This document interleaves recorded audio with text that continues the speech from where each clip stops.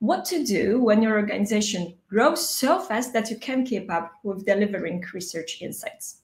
So my talk is particularly relevant to those of you who are research managers, heads of design, product managers, CPOs, or anyone who would like to be inspired, who work on scaling their team within the organization. So I divided my presentation into two main parts. First, the context that we operate, and then give you practical tips on how to manage research. Okay, guys, so let's move to New York. I would like to take you to New York. So after Tokyo, Shanghai, Delhi, this is one of the crowded cities in the world. Well, can you believe that this is Times Square in 1910? No ads, no lights, no billboards. So a bit surprising, right? Picture, well, for you, as thinking about this place right now. Moving forward, Times Square 40 years later, before marketing revolution in the US. And then 2015. Actually, it was the last time I visited New York. Well, the landscape has changed significantly. Overwhelming, right? Well, our brains are busier than ever before. This is a perfect example of visual pollution. So another example of product pollution. Well, it was raised by Daniel Levitin, the author of The Organized Mind. Well, in 1976, the average supermarket stock 9,000 unique products. Today, that number has ballooned to 40,000 of them, yet the average person gets 80%, 85% of their needs in only 150 different supermarket items. Well, that means that we need to ignore 39,850 items in the store. So the author questioned, how to think straight in the age of information overload? So we live in an age where the information load exceeds our abilities to deal with the processing it. Of course, we adapt to the new environment, but it costs us a lot. Yes, it costs us a lot. We're talking about information pollution here that affects our cognitive resources. So now let's move to business ground, right?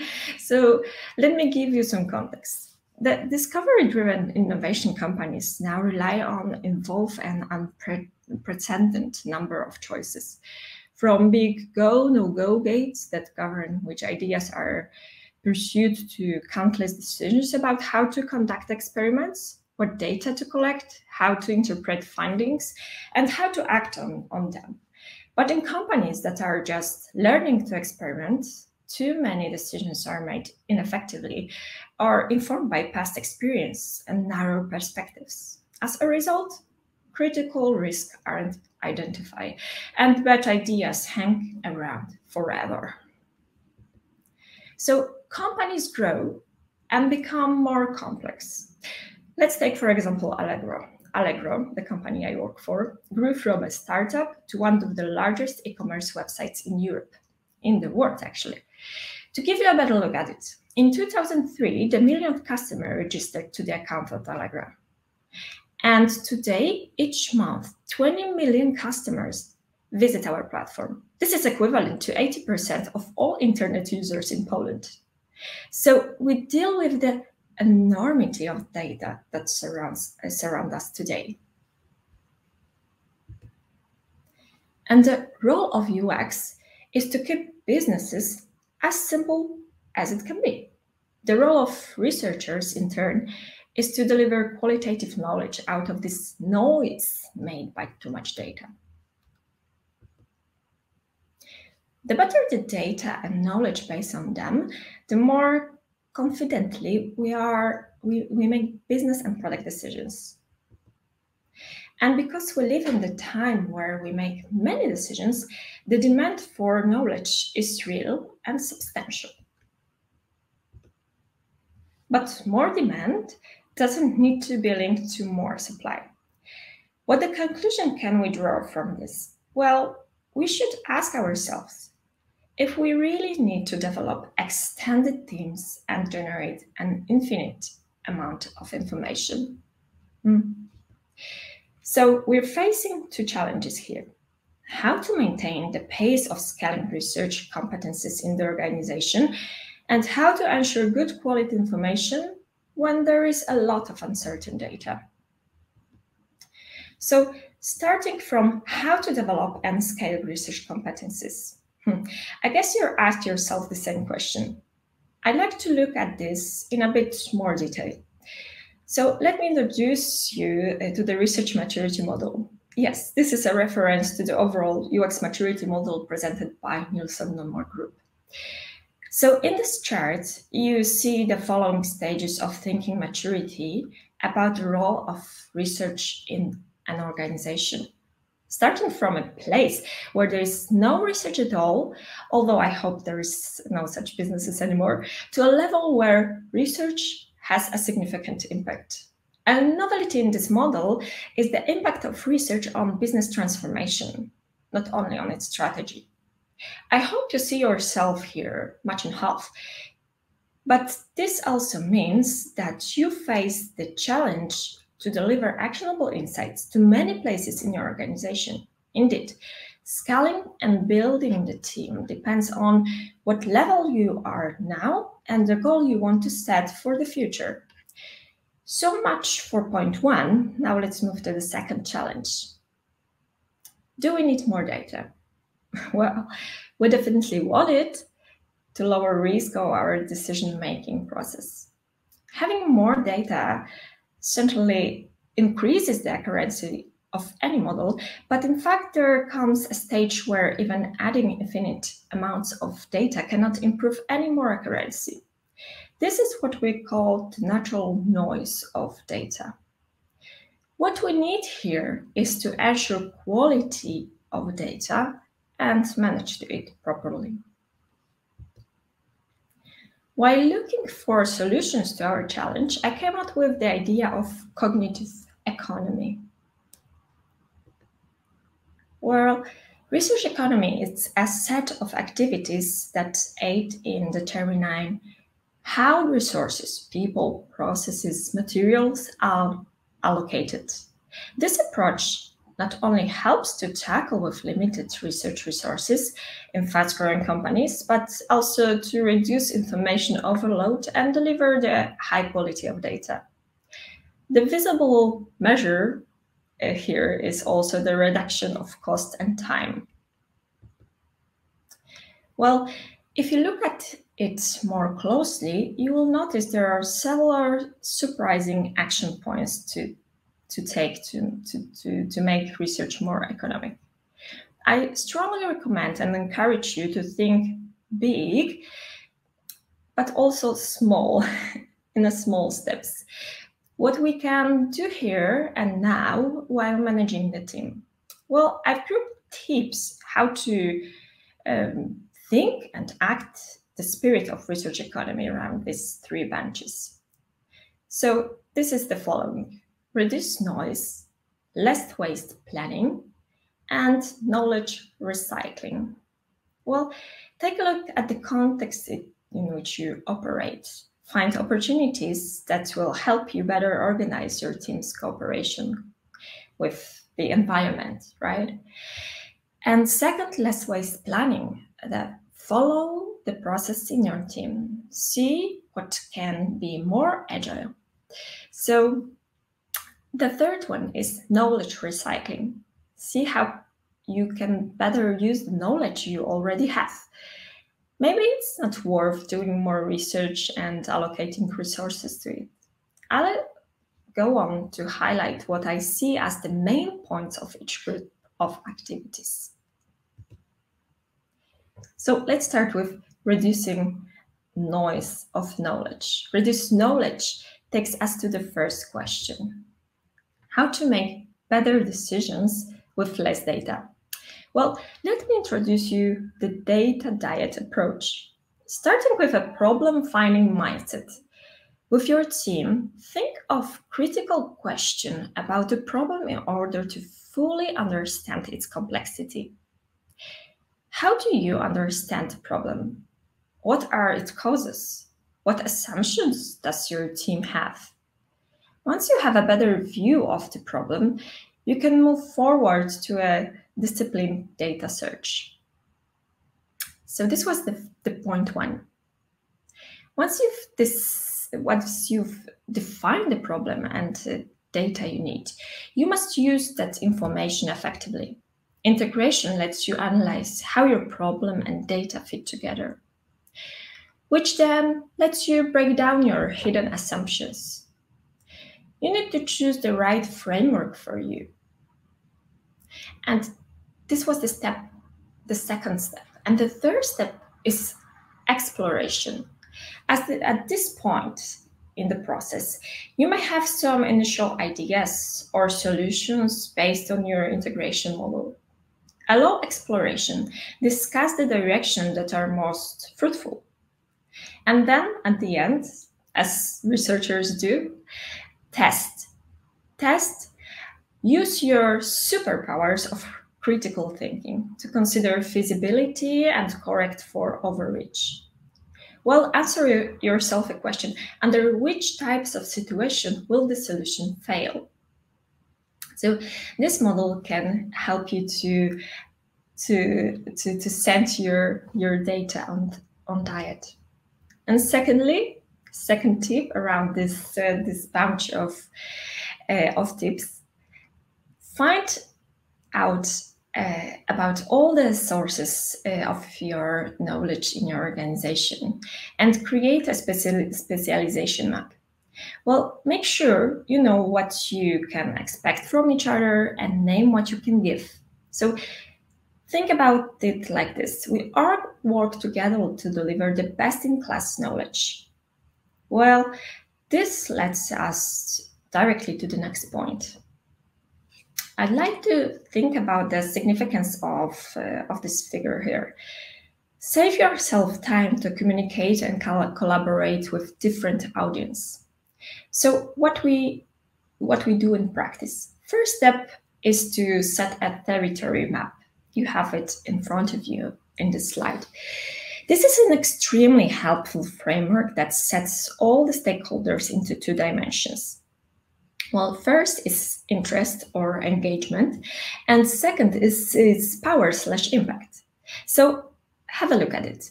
Promoters, people with whom you work closely, your superior, scrum master, product owner, they need to be your corporate best friends.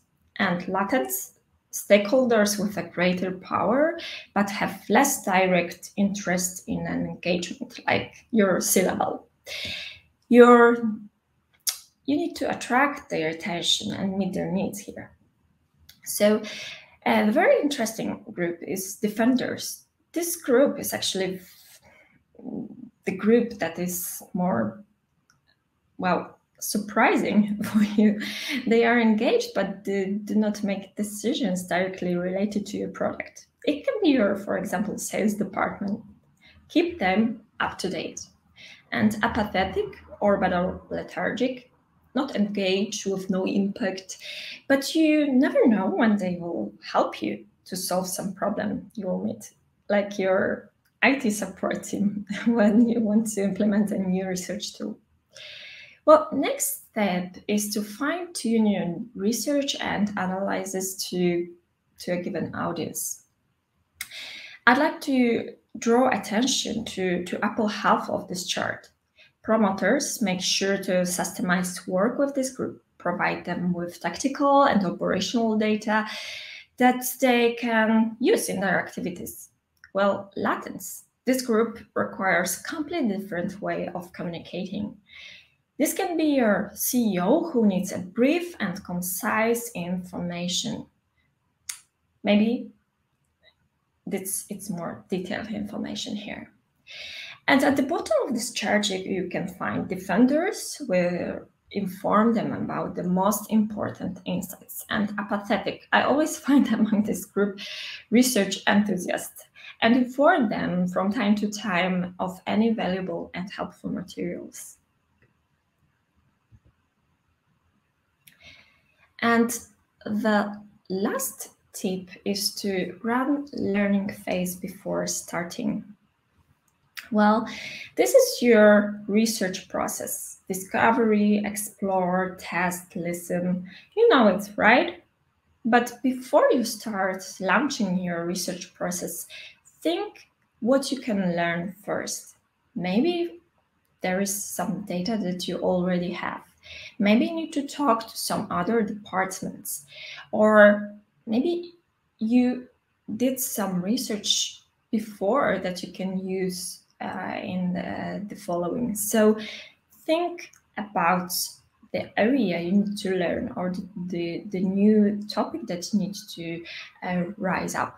So here, carry sprint zero before you launch research. I call it research zero. You can call it anyhow, but learn from the beginning. So, okay, let me now turn to the issue of waste planning. So, when you think about planning the future, you can divide future into near and far. Thanks to this, you will know your Northern Star well, and you will better arrange the trajectory of your activities. In turn, the near future will help you control it better and change it if you need it. I guess you know how to plan here and now for the next quarters and for the next year, but think about the farther future and your Northern Stars. I assume that if you collaborate in several research teams and each one focus on larger area, then it may be difficult to orchestrate or harmonize the knowledge, and often the same research may be duplicated. Well, make sure you have space to plan together and do one common backlog. It really helps. For example, in Allegro, we do common planning. We meet every week to share what we do, what we did, and what we are planning to do. And then, for example, we discuss whether we can share research studies, and for example, we can lease some researchers to another team.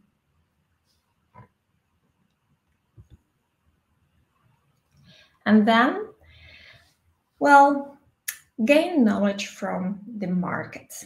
Well, many reports are ready to use. Give you too much time to focus on priorities. Well, we really sometimes focus on ourselves, and what we get the question from our stakeholders and immediately think of the research process. But please, first start from the knowledge you already have, or think what knowledge you can buy from the market. Save your time on doing research in-house. There are a lot of reports that delivered quality. So it may be, for example, for UX research, it may be Nelson Newman Group, Baymar Institute, or any other. And there are a lot of consulting groups like McKinsey, Deloitte, and Accenture. I know they are very, famous, but they do a good job to share. So try to use the knowledge that they already produced, and it could be handy for you. Another tip, well, mix small and big data. Well, diversify your method portfolio. Focus on developing an agile approach. Consider what agile research methods you can use. maybe instead of some behavioral research, you will do an analysis based on the available data. Well, maybe instead of comparing two different approaches, you can do A/B testing, right? So think about how to use your analytical team, your big data team, and make friends with them. They have a lot in common with a research team. This leads us to knowledge recycling. So how we recycle the knowledge we already produced. So after you make a list of research questions, check which of them you can answer now with your knowledge in your team, your organization. Maybe you can ask other departments whether they know something you need to answer. Then check again and start your research only when you are sure about any unanswered questions. So, for example, your data team, you can gain knowledge about the behavior of customers, or from your customer support team, you can gain knowledge from the most essential or critical questions that are raised from the customer, right? So think of any other resources first, and then review your research question. Well, make a trash book. I know that sounds bad. In a situation where you plan to explore a touch point, for example, in your customer journey, you usually take into account what is happening before and after. So you collect a greater range of information and sometimes extra insights from other areas with which you don't cooperate on a daily basis. So your job as a researcher is to get this information to the right stakeholders, even if you don't work with them like every day or in the same project. Yeah, I know. Make a trash book sounds bad. Okay, and the last but not least, well, this table will help you better plan what level of detail should be directed to a given large or specific group of stakeholders. I'd like to draw your attention to the bottom right corner. Well, start with the extended knowledge to the extended audience. So, for example, what we do, we have like a research repository. This is a site where we gather all the data, all the knowledge that we have from all the company.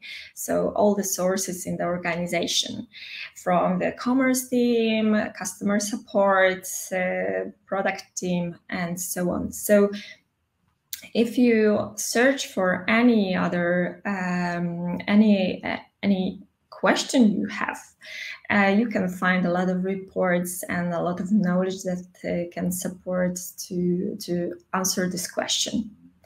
And what we also do is a research demo. This is a monthly research review. Every month we invite everyone who wants to participate in a meeting where we present the key findings from our research studies.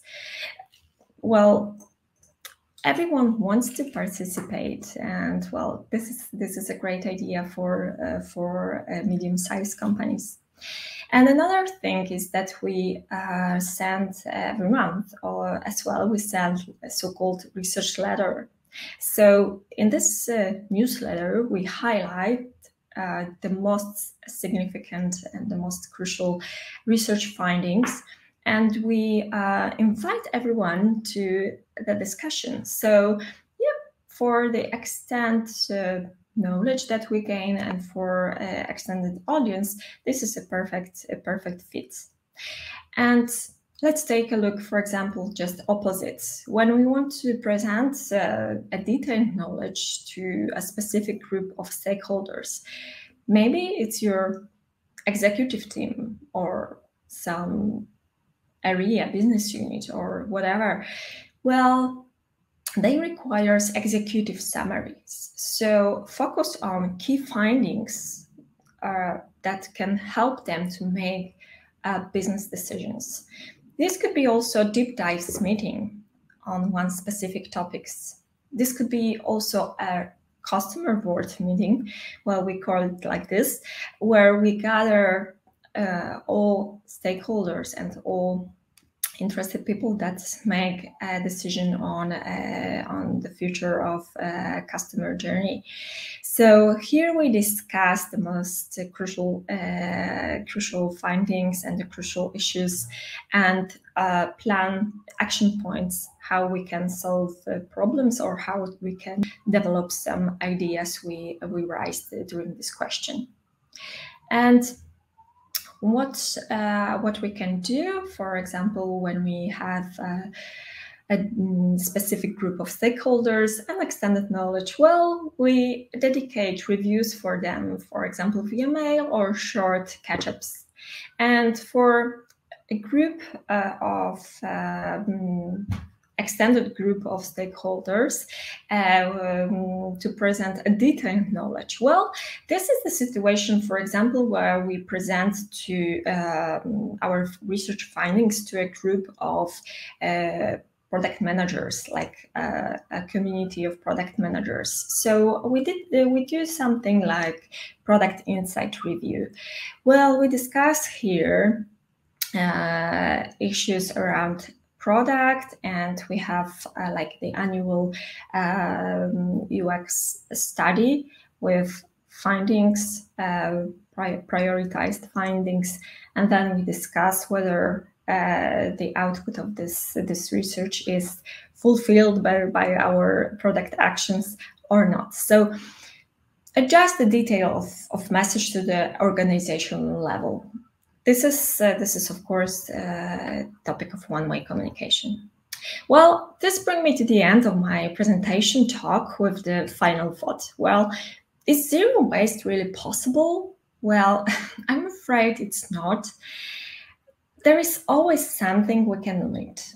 It's better to focus on using at least some tips and thinking about economy, also in reference to our activities.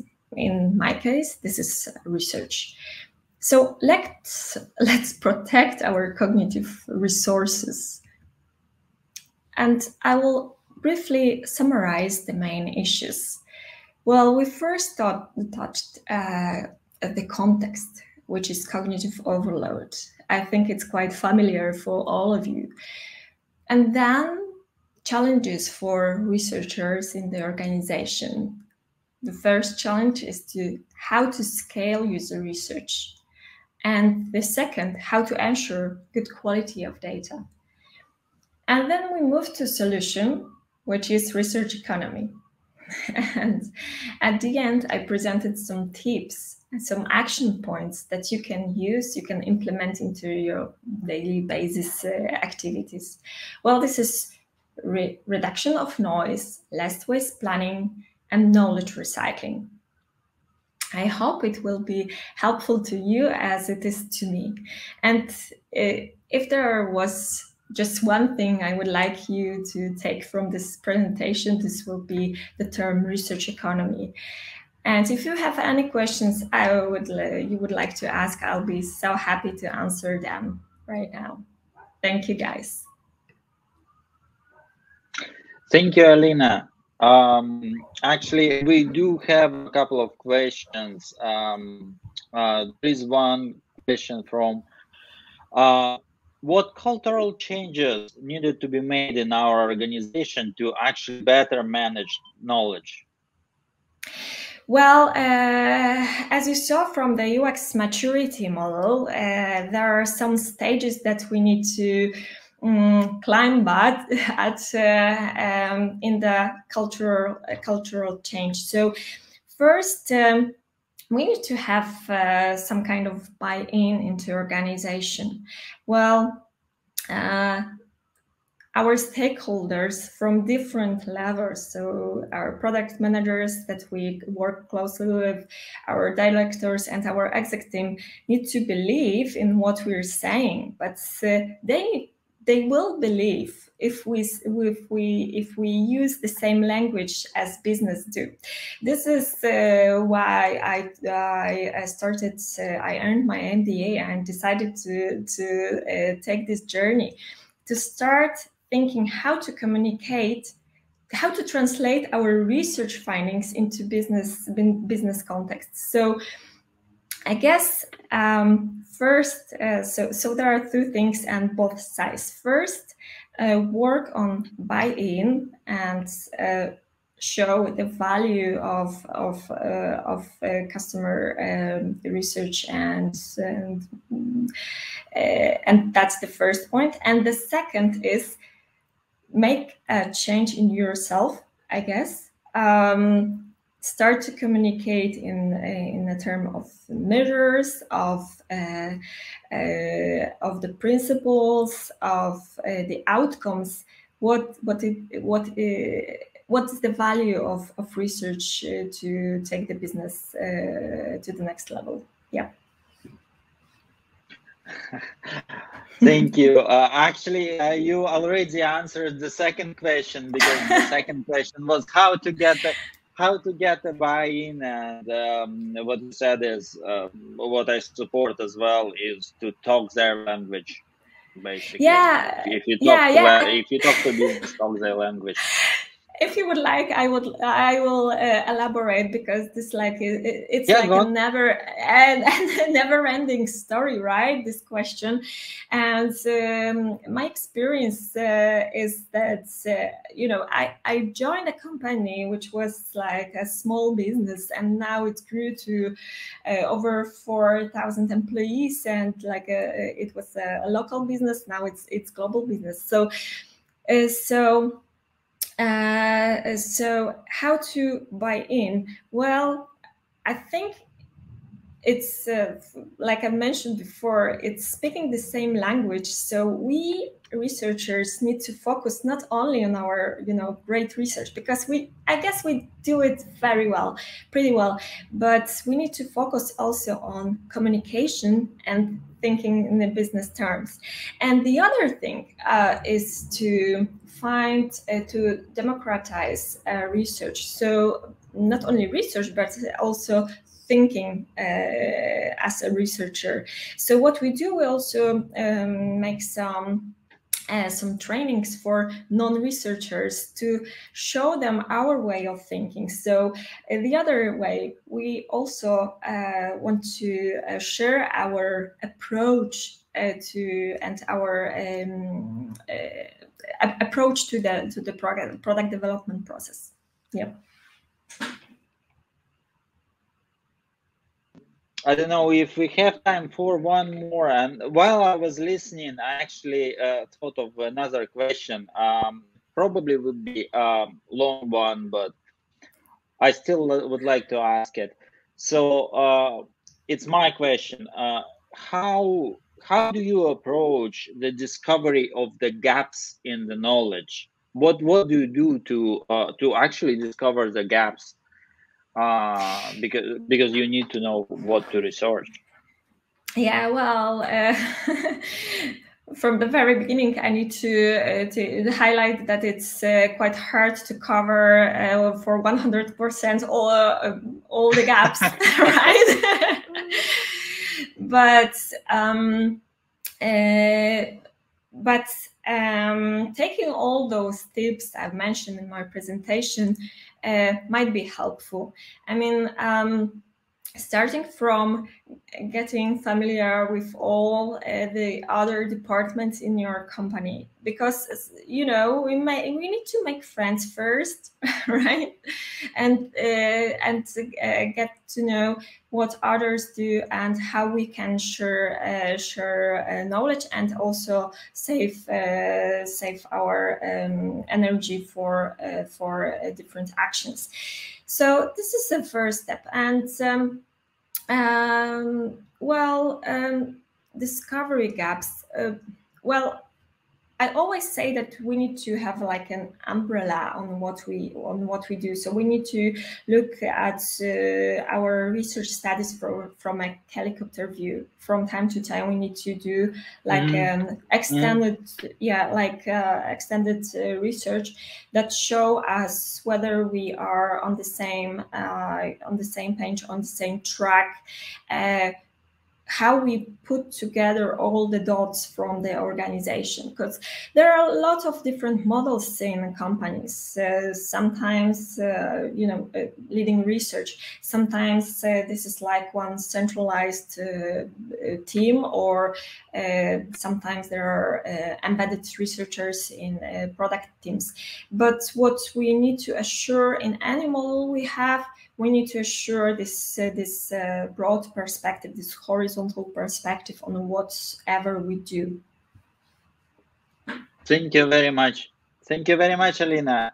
It was a great talk. I enjoyed it a lot. Thank you, guys. And I hope thank the rest you. Of the talk. Yeah, thank you for having me. In case of any questions, just let's stay in touch. Thank you very much for invitation.